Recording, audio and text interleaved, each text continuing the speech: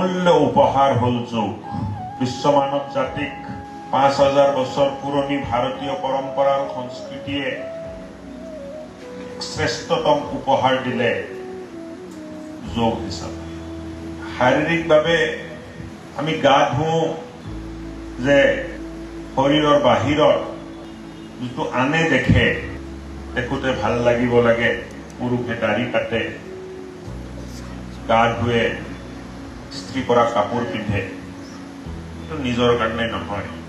যিটো সমাজত আমি থাকোঁ, পৰিপাটিকে থাকিব লাগে বুলি চব কৰা। কিন্তু মানুহৰ অন্তৰত, মানুহৰ ভিতৰতো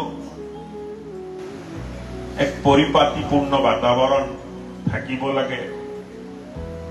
আৰু তাৰ একমাত্ৰ মাধ্যম হ'ল যোগ, আসন, প্ৰণায়াম আৰু ধ্যান।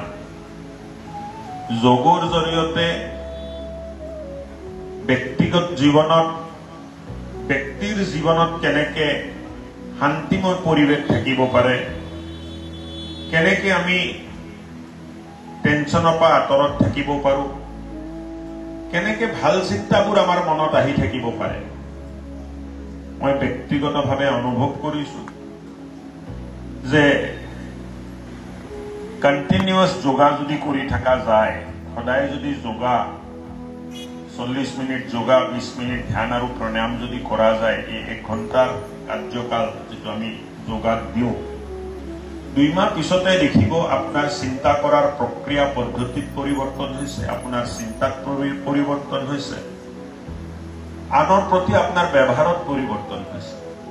আৰু এই অনুশীলনে আপোনাক মানসিক অৱস্থা আপোনাৰ উন্নত কৰি তোলে।